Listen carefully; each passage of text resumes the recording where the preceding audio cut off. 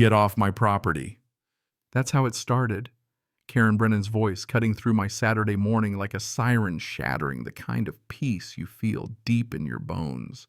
I was standing in my kitchen, coffee in hand, watching the sunlight crawl across the table when I heard that familiar bark. And let me tell you, after 18 months in prison, you'd think she'd come back a little humbled. But no, if anything, Karen had just gotten sharper, leaner, sure, but those eyes, that cold, steely glare, still had enough bite to terrify half the neighborhood. Cedar Springs hadn't missed her. I sure as hell hadn't. But Karen, she thought she could just stroll back in like a conquering queen, take up her old HOA throne and pick up right where she'd left off, doling out fines, threatening foreclosures, handing out violation notices like Halloween candy. Thing is, this wasn't the same Cedar Springs she'd left behind, and I wasn't the same neighbor she used to bully. This time, every single one of her moves would be documented, cataloged, and waiting for her in a folder of my own. You ever have a power-hungry neighbor come back for revenge? Yeah. Drop a comment below, I want to know. Anyway, it was 6:30 a.m. I was just trying to enjoy that golden early light and the simple joy of a hot cup of coffee. Kids' bikes scattered by garage doors, sprinklers hissing along emerald lawns, a neighborhood trying to breathe after years of Karen's reign. Then that knock hit the door. Not just a knock, her signature angry rapid-fire pounding. I knew before I even looked. I set my mug down and opened the door.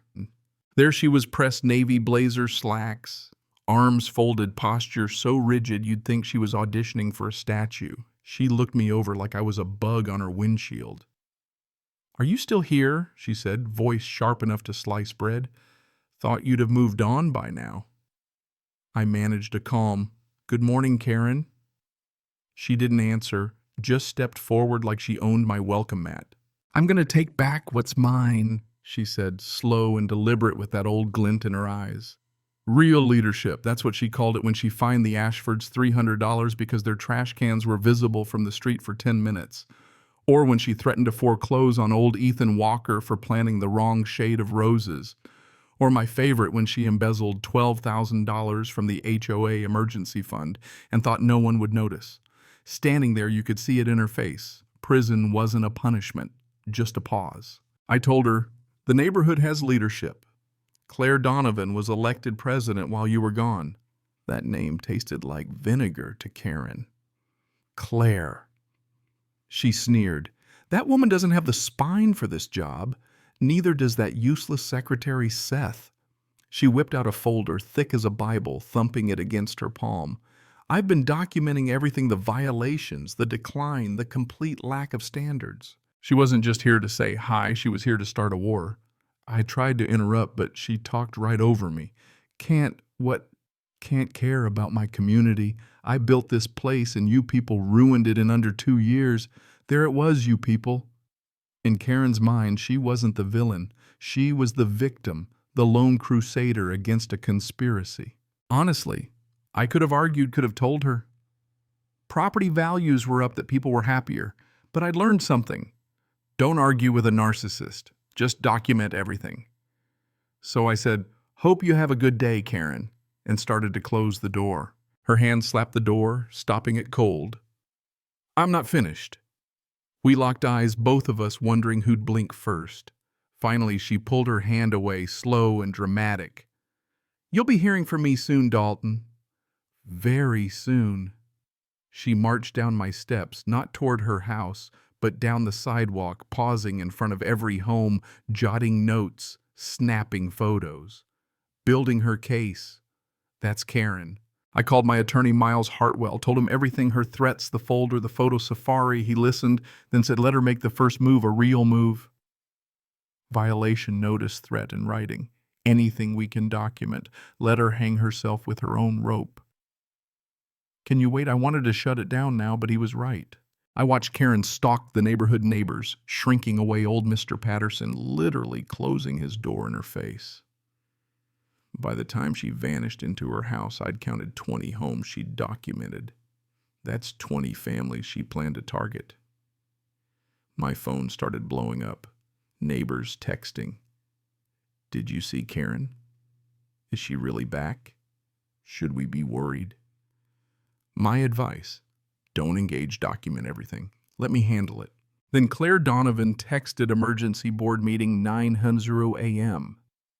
I spent the rest of the day organizing files, reviewing the HOA bylaws, triple-checking my property deeds. Everything was clean. Karen could dig all she wanted, she'd find nothing. But the next twist came fast. 3 days later, I found a letter in my mailbox. No stamp, no postage, hand-delivered. It had the old HOA compliance letterhead, Karen's handwriting all over it. 7 violations, paint grass height, car parking, mailbox, porch light, garden, edging house numbers, each one total nonsense. $500 a day per violation if I didn't comply. And she signed it, acting HOA president, like she hadn't just served 18 months for stealing from the association. I checked the bylaws. She was citing rules that didn't even exist anymore, rules eliminated after she went to prison. This wasn't just overreach. This was fraud. I started going door to door. 8 families had received the same letter. Mrs. Patterson, hands shaking, said, "I can't afford these fines." I reassured her these violations weren't real and Karen had zero authority. I gathered up all the letters, called Miles, and by noon, he had enough for a cease and desist. Claire called an emergency board meeting that night.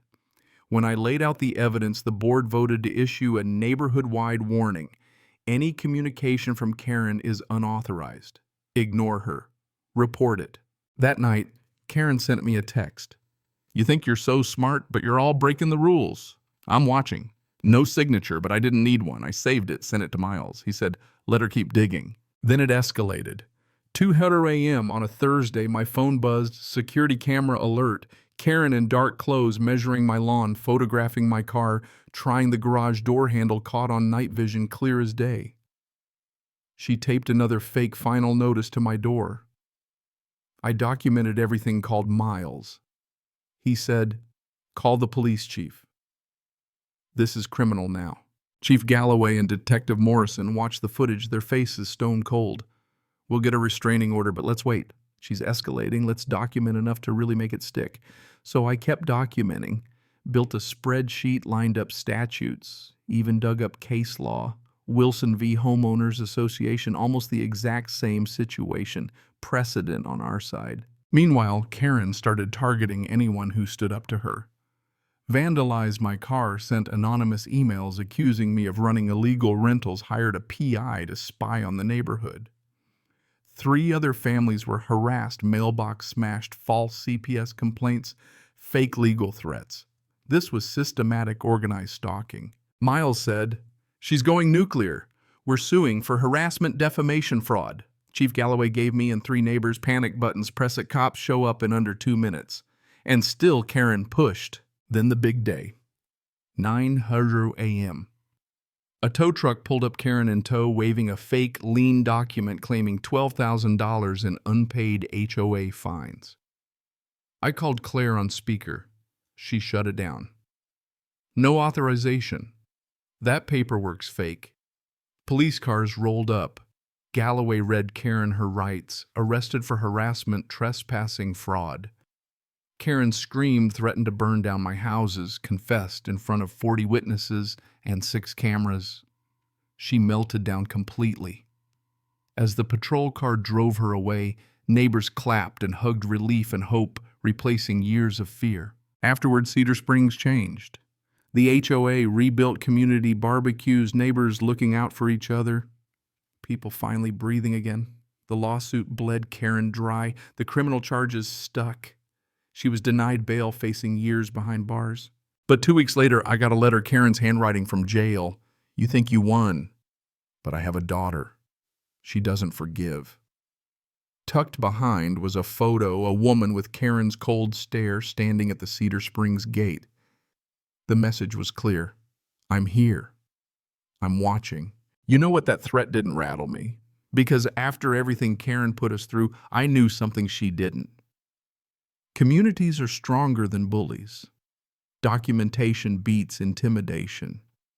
Justice eventually catches up, no matter how long it takes. So, what would you have done? Do you think the system worked? Have you ever faced someone like Karen? Drop your story below. And if you believe in standing up for what's right, share this story. You never know who's listening or who might need it next.